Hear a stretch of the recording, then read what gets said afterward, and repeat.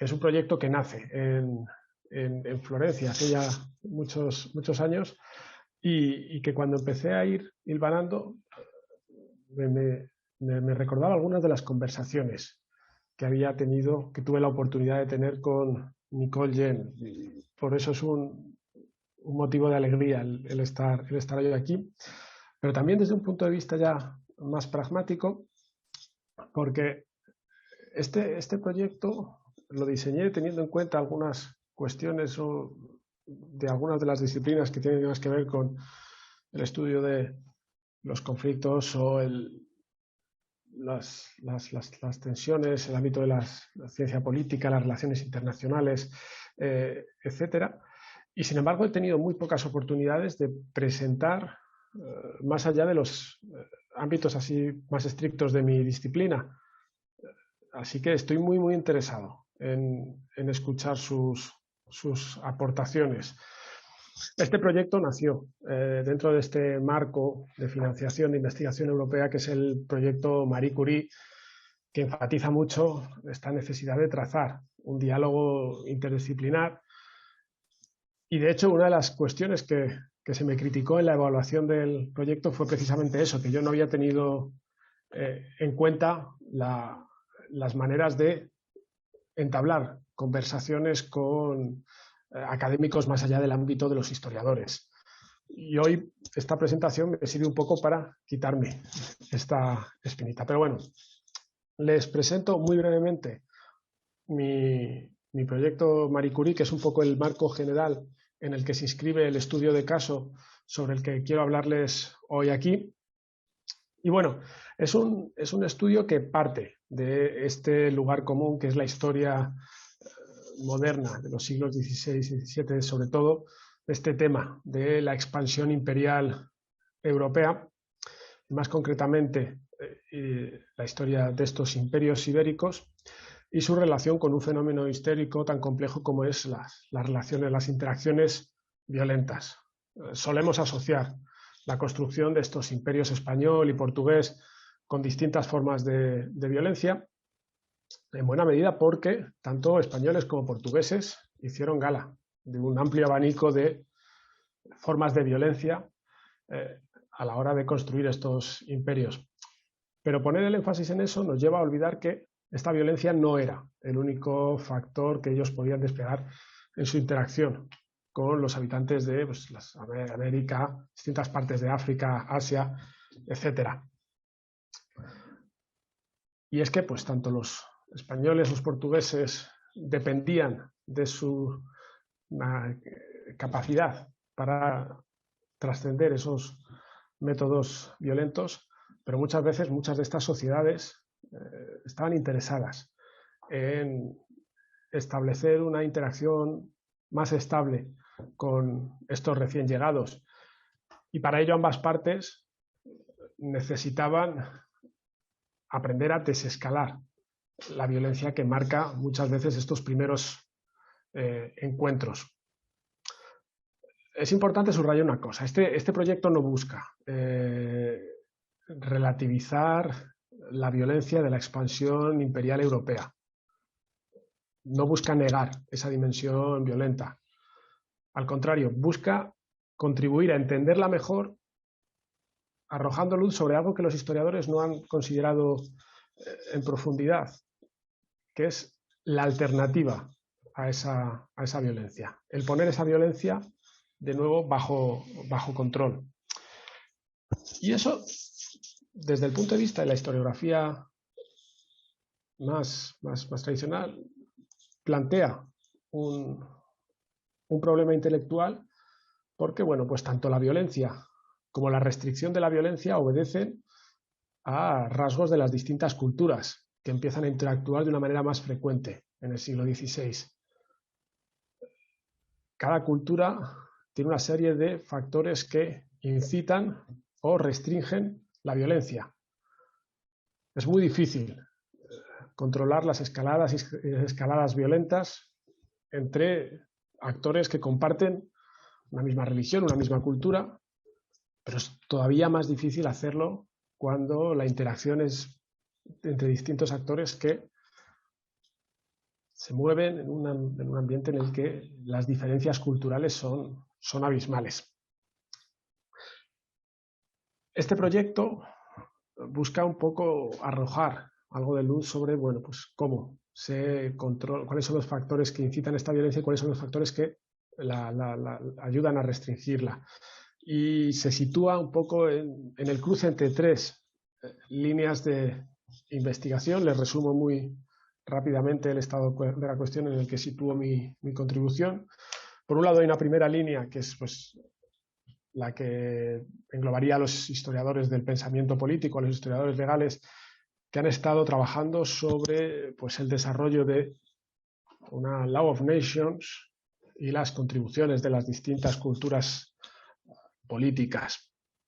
Este libro clásico de Christian Sonrowitz, que ha vuelto a ser puesto en circulación recientemente, marca un poco esa línea, pero también otro de los grandes temas que domina esta línea es la confección de estos tratados entre poderes de Asia, África, América y estos imperios europeos que se están expandiendo. Tienen ahí no se ve bien, pero es la portada de un libro muy controvertido de la historiadora Saria Belmesús, y el otro es un ejemplo más restringido al imperio portugués. Hay una segunda línea que también ha estudiado estas interacciones violentas y no violentas, que es la historia de lo que se llama la diplomacia intercultural. Esta línea ya la han transitado más historiadores sociales, culturales, que un poco lo que intentan es conocer estas interacciones globales, prestando atención a la forja de una diplomacia, de una cultura diplomática compartida entre pues, actores europeos, actores asiáticos, americanos, africanos en menor medida. Y hay una tercera línea, en cierta manera, pues aquí es donde insertaría también las contribuciones de lo que se llaman estos peace building studies, que en cierta manera conectan, pero también son muy diferentes a lo que sería la historiografía sobre las fronteras en la edad moderna. Y es que una de las cuestiones en las que más énfasis ha hecho esta historiografía ha sido pues, en demostrar que muchas veces los conflictos fronterizos en la edad moderna no se resolvían mediante estas negociaciones diplomáticas y que muchas veces los tratados que se firmaban entre estos poderes europeos, americanos, africanos, asiáticos, no tenían una traducción expresa sobre el terreno. ¿Por qué? Pues porque la agencia, la capacidad de actuación, la influencia de los actores sobre los contextos locales, pues muchas veces reducía esas prácticas diplomáticas, esos tratados a un papel mojado que no funcionaba sobre el terreno, en la práctica cotidiana. En definitiva, la pregunta principal de este proyecto de investigación que se construye sobre estas líneas es, bueno, pues cómo y por qué escala la violencia en estos contextos fronterizos. Lo que yo llevo un par de años intentando demostrar es que estas sociedades fronterizas son capaces de desarrollar una serie de mecanismos de contención. Y para ello el proyecto se basa en tres ejes fundamentales. El primero es estudiar, identificar cuáles son los actores que contribuyen a desescalar la violencia, a resolver los conflictos. Un segundo eje es el papel, el impacto de la circulación de bienes, productos materiales en estos procesos de escaladas y desescaladas violentas. La presentación de hoy en día entra dentro de este eje. A pesar de que conecta con los otros dos, este sería el eje principal. Y luego la tercera, pues es cómo se van desarrollando, se van configurando una serie de herramientas de negociación violenta y no violenta para este tipo de contextos. Bien, si esta es un poco la presentación general de mi proyecto, ahora les voy a hablar en lo que me resta de tiempo, del caso concreto sobre el que yo estoy trabajando ahora mismo. Y es el caso de un territorio que está en las fronteras entre los dos imperios ibéricos en el sudeste asiático. Son estas islas de este archipiélago de Maluku, está en la parte más oriental de la actual Indonesia, y que es un escenario muy interesante para estudiar este tipo de dinámicas de escaladas y desescaladas violentas, precisamente porque es un escenario cuya historia está salpicada de procesos de violencia.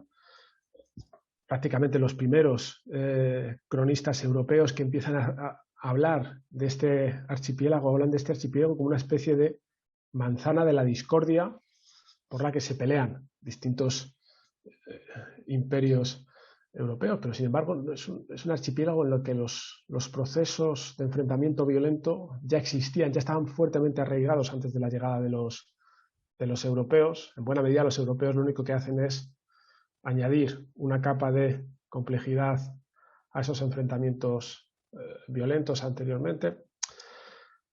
Es un escenario que también está salpicado por conflictos de naturaleza religiosa muy violentos. Los europeos traen allí este evangelismo militante cristiano que intenta combatir la expansión de estas creencias islámicas que habían llegado al sudeste asiático en los siglos anteriores, que si bien no estaban firmemente arraigadas entre la mayoría de la población, sí que habían sido mayoritariamente adoptadas por las élites políticas, pero sobre todo es un escenario que va a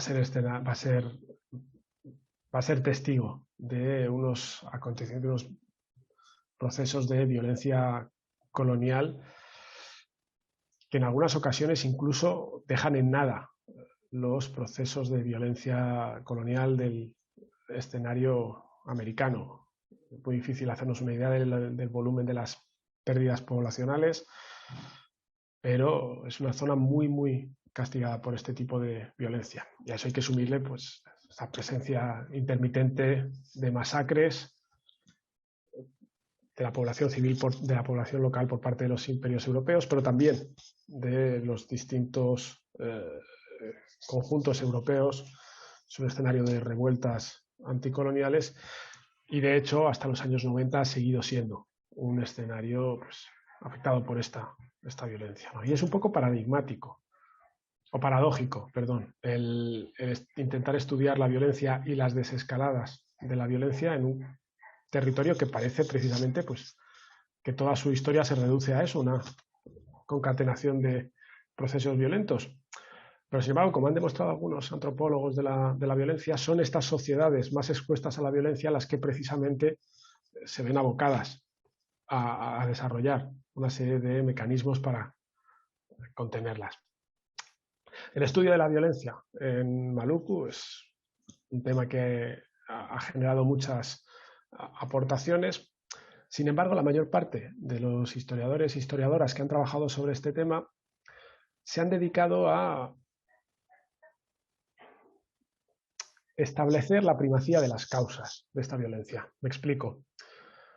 El debate ha girado en torno a demostrar si esta violencia que sacude la historia de Maluku durante la Edad Moderna es de tipo religioso, se debe a factores políticos, se debe a factores estrictamente económicos. Y bueno, pues toda la producción historiográfica al respecto nos ha dado una serie de líneas, contribuciones muy interesantes, pero que sin embargo no terminan de explicar por qué la historia de este archipiélago es una historia de sucesiones entre escaladas y desescaladas. Si es un conflicto religioso, ¿cómo podemos entender que haya estos cambios entre periodos en los que se camina hacia el conflicto abierto, periodos en los que se pone otra vez la violencia bajo control o bajo unas ciertas restricciones. Lo mismo con el caso económico, el caso político. Que es precisamente lo que a mí me interesa entender, ¿no? Cuáles son estos factores, estos actores, estas condiciones que permiten explicar el ascenso, el descenso en estas escaladas o desescaladas violentas.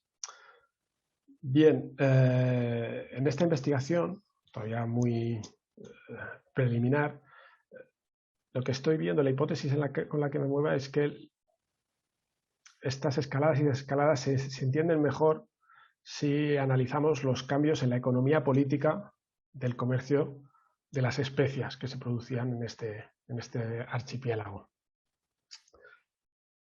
Por este concepto de economía política entiendo pues un conjunto de normas formales y no formales, oficiales y no oficiales, que regulan estos intercambios, que se van configurando a través de la competición, pero también la colaboración, y sobre todo pues un conjunto de prácticas que permiten conectar estos intercambios económicos con desarrollos políticos y sobre todo permite ampliar el espectro de los actores que influyen en estas dinámicas de escalada y desescalada violenta. Vamos a entrar ya en materia y les explico un poco esta situación. El contexto general del sudeste asiático en el siglo XVI es muy interesante. El sudeste asiático es desde finales desde el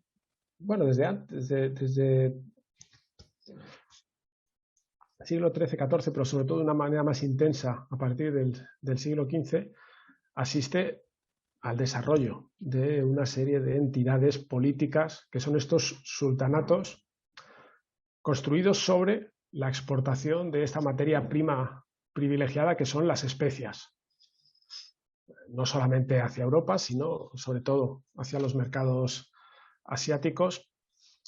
Y bueno, este es el contexto en el que a principios del siglo XVI empiezan a llegar estos exploradores, estos colonos, al principio portugueses, poco después también españoles, que se asientan en los enclaves de Malaca, que conquistan los portugueses en 1540.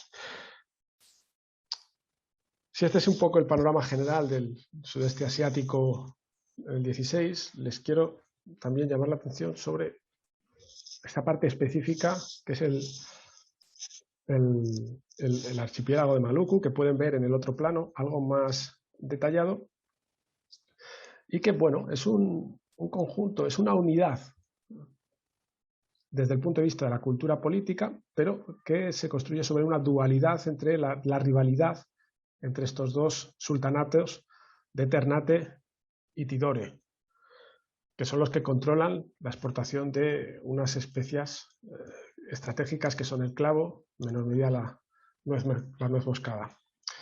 Marco cronológico, muy brevemente. Nos interesan las dos fechas marcadas en rojo, pero hay que prestar atención pues, a estos desarrollos anteriores, ¿no? El auge de estos sultanatos desde el siglo XV a los primeros asentamientos de los portugueses y de los españoles a partir de la década de los 60-70, un poco más al norte, en el archipiélago de las Filipinas. Pero las escaladas y desescaladas que a nosotros nos interesan hoy aquí, pues tienen un punto de arranque en este momento de tensión, cuando los portugueses, que habían conseguido establecer una alianza con el sultán de Ternate en 1570 y con unas circunstancias que no se entienden muy bien, aunque tienen algo que ver con el control del comercio del clavo, asesinan a este sultán y su hijo, el próximo sultán Babulá, pues lidera una rebelión que rápidamente expulsa a los portugueses. Esto además en un contexto en el que los portugueses de Malaca están teniendo que hacer frente a otra ofensiva de otros sultanatos como el de Aceh, ¿no? En 1575 los portugueses rinden el principal enclave bajo su control, que es esta fortaleza en la ciudad de Ternate, y poco después consiguen negociar una alianza con los sultanes rivales de los sultanes de Ternate, que son estos sultanes de Tidore. Construyen una nueva fortaleza y quedan relagados en una posición un poco marginal, pero mantienen una cierta presencia en Maluku. Este es el panorama que va a cambiar, luego veremos más en detalle porque la Unión Ibérica, esta conjunción de los dos imperios, el imperio español y el imperio portugués, tradicionalmente enfrentados, pero que ahora pasan a estar bajo el mismo trono de Felipe II. Hay una serie de expediciones militares españolas en la zona que coinciden además con el reinado de un nuevo sultán, y poco tiempo después llegan otros competidores europeos, sobre todo los holandeses. 1606, que es la fecha límite del proceso que vamos a ver hoy, se produce un acontecimiento que es esta conquista española de esta fortaleza de Ternate que 3 décadas antes habían perdido los portugueses y que da arranque a esta guerra total que se conoce como las Spice Wars, ¿no? Las guerras por las especias. Vamos a ver un poco más en detalle estos desarrollos. Bien, lo primero que hay que tener en cuenta es que este comercio de las especias era la locomotora de un proceso de construcción política en estos sultanatos de Ternate y Tidore. Este comercio les conectaba con una economía regional, pero también con una economía de conexiones a larga distancia, con Oriente Próximo, con el mundo del Océano Índico, con China, y que bueno, había permitido a estos sultanes reforzar su autoridad sobre estas distintas islas, básicamente porque a base de exportar estas especies ellos conseguían unos productos exóticos que intercambiaban a cambio de fidelidad política. La lealtad política que mantiene unida esta comunidad política es precisamente el resultado de esta circulación de especias para la exportación y estos bienes exóticos, pues como telas del Océano Índico, con las que tenéis ahí en pantalla, y que bueno, permiten a estos sultanes construir unos sultanatos mucho más centralizados políticamente, y además se van expandiendo, van incluyendo cada vez más islas dentro de esta tradicional competición entre el sultanato de Tidore y el sultanato de Ternate. En 1570, cuando se produce esta rebelión que expulsa a los portugueses, Ternate está gobernada por este sultán Babulá. Es una figura muy interesante y que, bueno, pues hace gala de un cierto pragmatismo en su política, ¿no? Normalmente se le ha considerado un adalid, es el ejemplo de este buen gobernante musulmán. Hoy en día, pues, sabemos que tiene una política exterior más centrada en la atracción de comerciantes de distintas partes del mundo.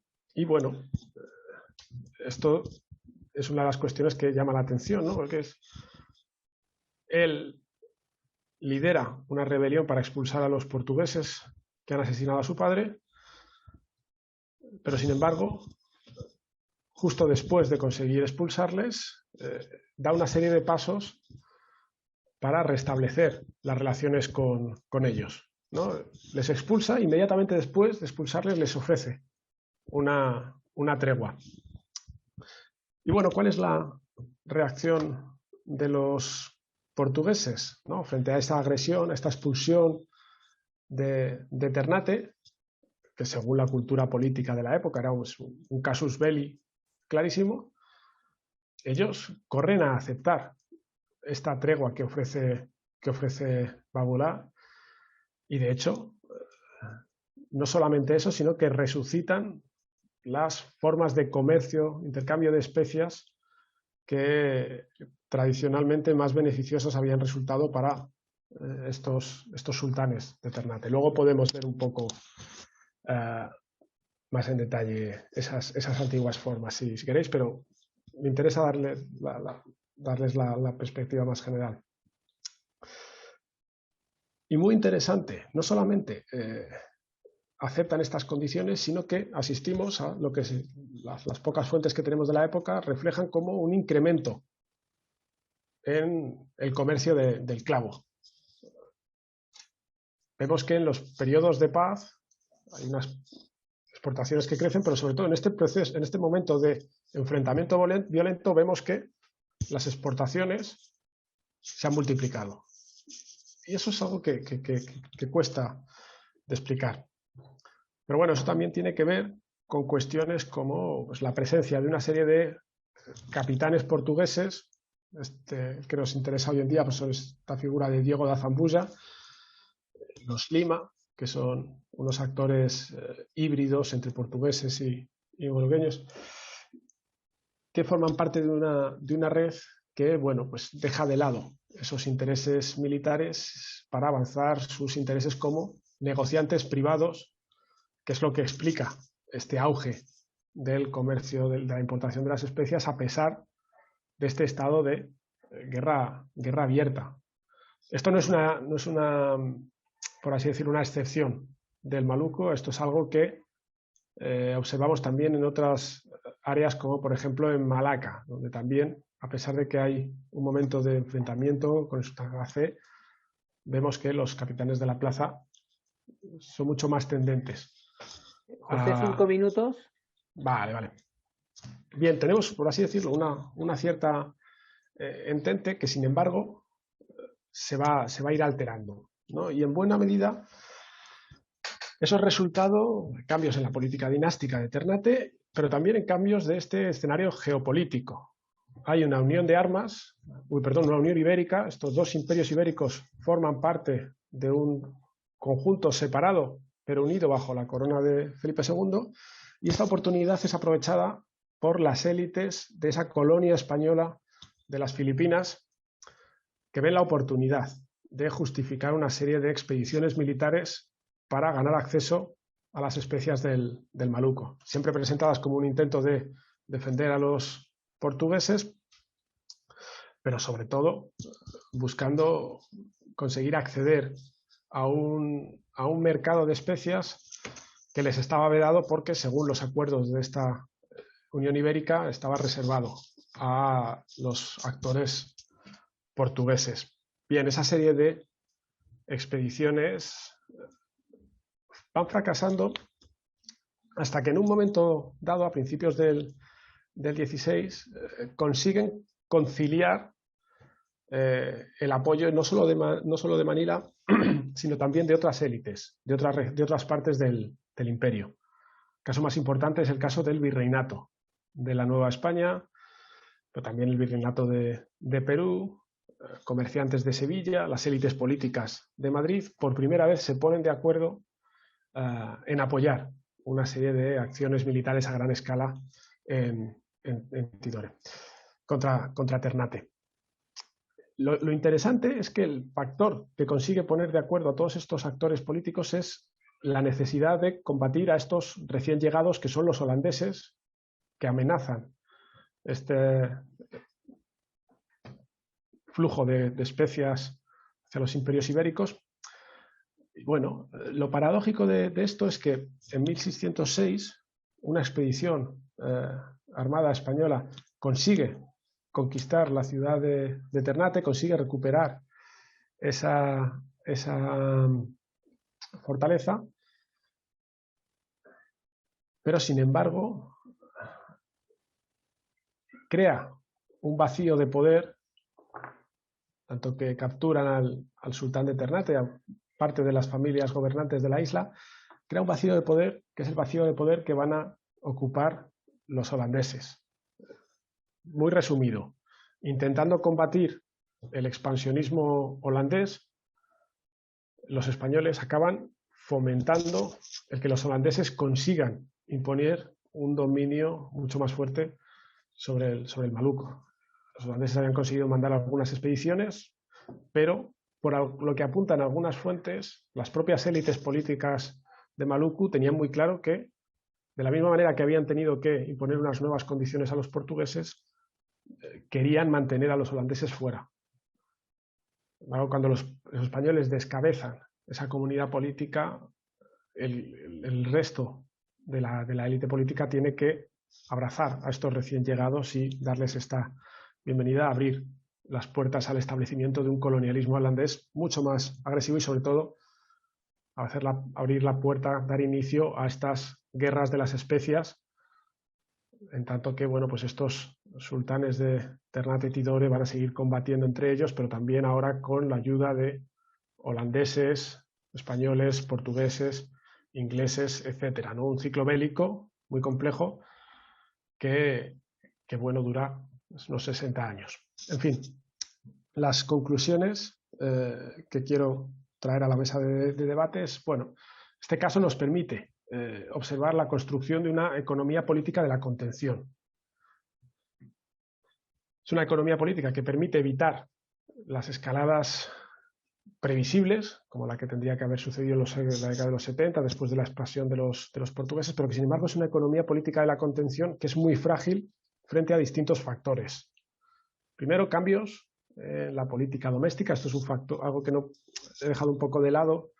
Me interesa más este segundo aspecto, estos cambios geopolíticos, ¿no? Cuando aparecen estos nuevos actores, esta economía política de la restricción pierde estabilidad.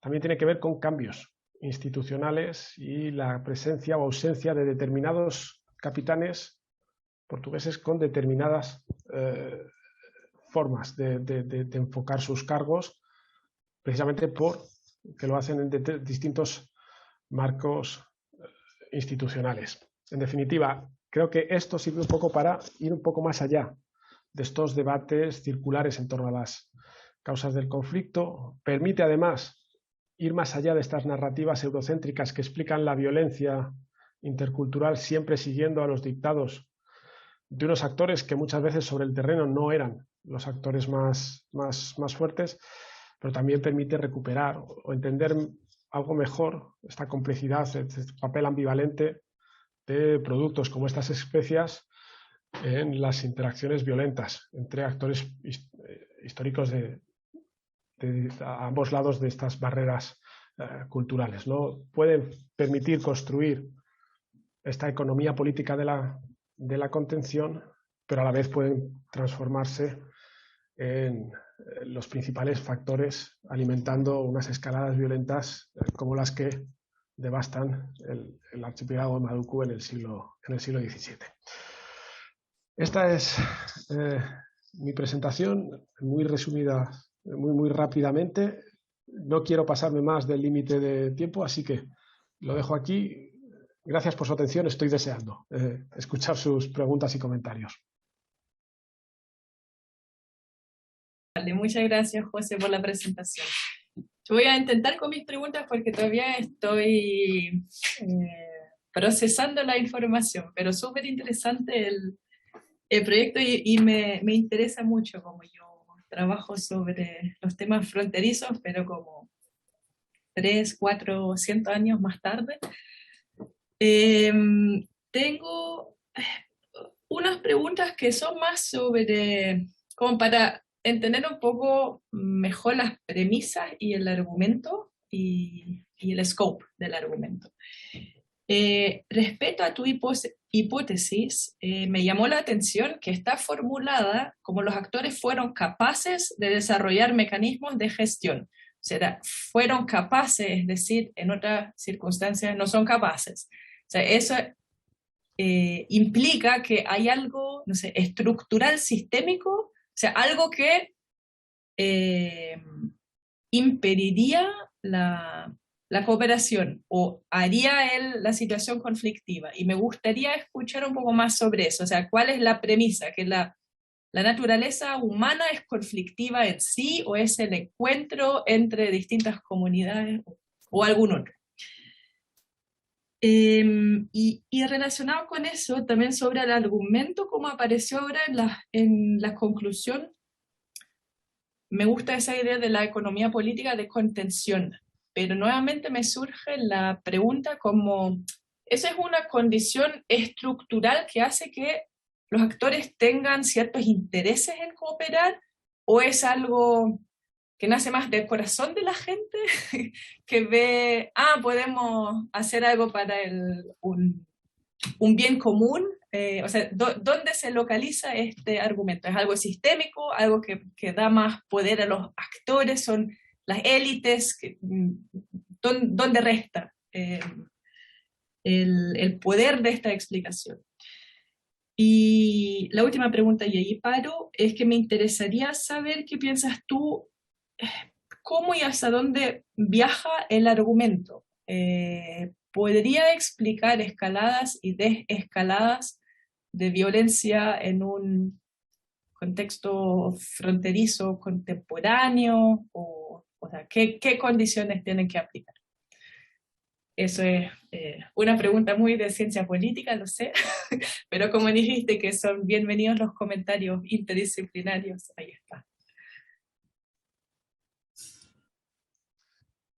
Bien, pues si les parece, respondo a Nicole y después recogemos otras preguntas. Bien, empiezo por el final. Explicar, extrapolar este argumento. Yo soy bastante escéptico, Nicole, y esto es una cuestión que debatimos en Florencia cuando éramos jóvenes, el desarrollo de estos modelos o el desarrollo de estas fórmulas explicativas. Yo me conformaría con explicar por qué en contextos como estos, en los que tenemos todos los ingredientes para una escalada violenta, vemos que los actores son capaces de frenarla, y al contrario, en momentos en los que hay muchos intereses por cooperar de una manera no violenta, sin embargo la situación sale de control. Pero bueno, yo pienso que los historiadores, si algo podemos ofrecer a estos debates de ciencia política, por lo menos es esta forma de plantear preguntas o ser conscientes de cómo podemos repensar algunas cuestiones en escenarios en los que tenemos poca información muy fragmentaria. Ahí sí que considero que este tipo de ejercicios en contextos fronterizos de hace 300, 400 años pueden ser interesantes en un debate con actores de otras disciplinas. Pero yo no me atrevería a plantearlo. En algún momento he hecho algún ejercicio de extrapolar este tipo de argumentos a otros contextos fronterizos de otras partes del mundo, pero siempre dentro del siglo XVI. Y las conclusiones que he sacado son un poco descorazonadoras. Las dinámicas son muy diferentes y eso simplemente pues da un poco para volver a eso, a repensar cuestiones, ¿no? Que muchas veces pues damos un poco por sabidas. Es lo único que podemos ofrecer los historiadores a nuestros colegas de las ciencias políticas, las relaciones internacionales, este mundo actual. No sé, yo me beneficio más de traer preguntas, razonamientos y demás del presente al pasado, ¿no? Un poco con esta esperanza de que todos veamos a las sociedades de hace 500 años como unas sociedades tan complejas, tan creativas como las actuales, que sé que es una misión complicada. En fin, espero poder responder mejor a tu segunda y a tu primera pregunta. La segunda, hay esta idea de esta economía política de la contención me permite o la utilizo para arrojar algo de luz sobre las condiciones específicas que incentivan esta cooperación o el abandonar la cooperación. Yo no soy partidario de caracterizar a los actores políticos como esos seres malvados que están ajenos a cualquier idea de bien común y demás. No, las fuentes muchas veces nos reflejan las tensiones que tienen a la hora de abrazar estas opciones violentas. Muchas veces ellos se consideran compelidos a ello. Pero sí que considero que hay una serie de factores que en determinadas circunstancias les hacen cooperar. Me explico. Este caso, por ejemplo, nació de la constatación de que, bueno, una serie de medidas adoptadas en el seno interno de los imperios ibéricos, precisamente para luchar contra la corrupción de los oficiales reales, podían explicar que estas autoridades sobre el terreno decidieran abandonar esta política de la contención. Doy un ejemplo muy claro. Este capitán, que es el capitán portugués que abraza esta política de la contención, en un primer momento yo pensé, bueno, pues es una persona que puede tener una visión un poco más humana, un poco más empática hacia gente de esta otra cultura, pero sin embargo, pues a medida que iba indagando un poco más en su tradición, pues no, era una persona que tenía un largo currículum de participar en guerras coloniales en África, en otras partes del mundo. Es una persona que no tiene ningún tipo de problema moral en participar en el tráfico de esclavos. Es una persona muy... Pero sin embargo es una persona que por una serie de factores es capaz de saltar todos estos límites temporales que regulaban la actividad de los capitanes. Básicamente, para evitar la corrupción generalizada, estos capitanes podían servir 3 años. Este capitán sirve varios periodos consecutivos y eso le da tiempo a forjar una serie de contactos con los comerciantes locales y con las autoridades locales de Ternate. Y eso es lo que le permite aumentar este tráfico de especias, ¿no? Por ejemplo, ahí hay un condicionante institucional que permite esta cuestión, ¿no? Este andamiaje institucional de la política doméstica va en contra de estos factores de cooperación. Y luego, respecto a esto ya la primera pregunta, que es la más general, estos factores estructurales, estas premisas del argumento.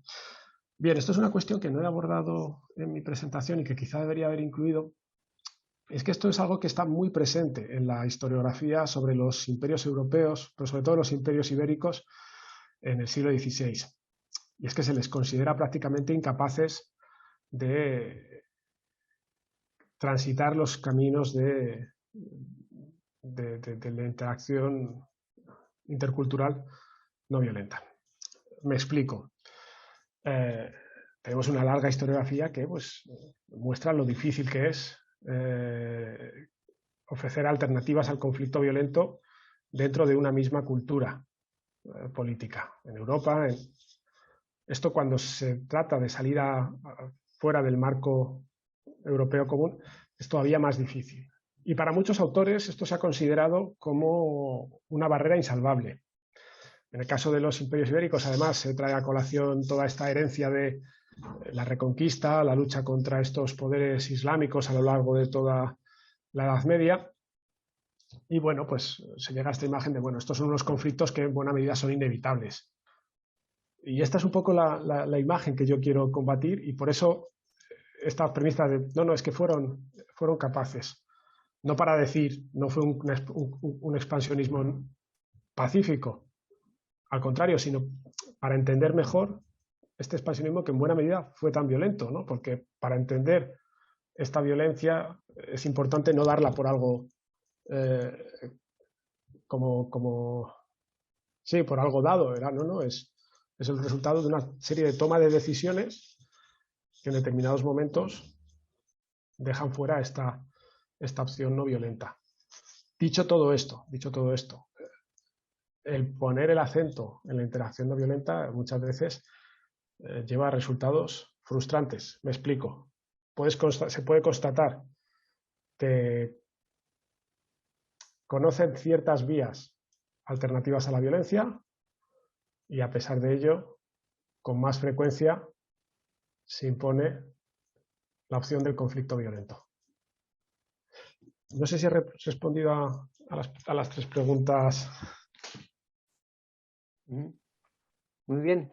¿Alguna otra consulta, pregunta, comentario de una presentación que José, yo creo que tiene mucha actualidad y es inevitable hacer referencia a estos procesos contemporáneos de violencia entre fuerzas imperialistas y comunidades locales, etcétera, ¿no? Si puedo, me llama mucha atención, por un lado esa, ¿no? Eso, la diversidad de actores que intervienen en tu trabajo, ¿no? Actores que participan en estas escaladas y desescaladas entre las fuerzas, tú lo ves desde Europa, ¿no? Desde el imperio, de los imperios, ¿no? ibéricos y las comunidades políticas locales, pero también hay conflicto y escalada y desescalada entre las fuerzas fronterizas, ¿no? Entre ese colonialismo de frontera. Y ahí una pregunta sería tal vez, reflexionando sobre esto, es que en realidad, bueno, la llegada del comercio europeo y la expansión europea no es el primer caso de imperialismo en el sudeste de Asia, ¿no? Hay una larga historia de tradición, digamos más bien, hay una forma de entender el sudeste asiático como una zona vibrante en actividad comercial, vibrante en forma de interacción política previa a la llegada de las flotas europeas. Y en ese sentido, yo sé que se escapa un poco de lo que has presentado, pero conocer tal vez si los patrones de escalada y desescalada de estas actividades violentas previas a la llegada de los europeos sufre, digamos, ahí vemos un cambio, hay más que una continuidad en cómo se llevan a cabo una vez que las fuerzas imperialistas son de europeas, o más bien una repetición de estos mismos patrones en el tiempo, ¿no? Y por último, sobre ese mismo tema, seguro que tú lo conoces, pero uno de mis autores favoritos es Tony Reed, y él, bueno, ha escrito bastante sobre esto, y no sé si de qué manera su trabajo te ha servido a ti. Sí, el trabajo de Rey, recuerdo haberlo descubierto pues, cuando estaba empezando a adentrarme en este escenario, y es un trabajo apasionante, ¿no? Y es un autor que escribe, no escribe, transmite muy bien la poética de esta forma de entender el mundo del sudeste asiático en esta época. Este tipo de investigación hubiera sido imposible sin el trabajo de Rey, ¿no? Esta reconstrucción de las exportaciones a partir de las fuentes muy difíciles de la esta es un trabajo suyo. Pero además este marco general entre este enfrentamiento entre estos sultanatos del sudeste asiático islamizados y esta expansión de los imperios que abogan por un evangelismo cristiano, la carrera del Islam y el cristianismo en el marco, es también un marco de referencia, incluso a pesar de que yo no comparta al 100% esta primacía de la religión, que yo creo que no es tanto una idea de Rey, sino de los autores que posteriormente han vuelto sobre esta supuesta competición directa entre el cristianismo y el islam en el sudeste asiático de los siglos XVI y XVII. Pero sí, no, es como el Fernand Braudel del sudeste asiático, es uno de estos historiadores que además tienen el mérito de haber recuperado a muchos de estos actores políticos del sudeste asiático como actores globales de primera línea, ¿no? Esta historia global tan en boga hoy en día muchas veces adolece de establecer unas dicotomías muy claras entre hay unos actores globales, que son los imperios europeos, y luego hay unos actores locales. Sin embargo, el trabajo de Rey pues, permite reconstruir que estos actores locales, como estos sultanatos, tienen una agenda global. No tiene nada que ver con la agenda global de los imperios europeos, pero es un factor muy importante a tener en cuenta. Y es una de las cosas que yo he incorporado de su trabajo.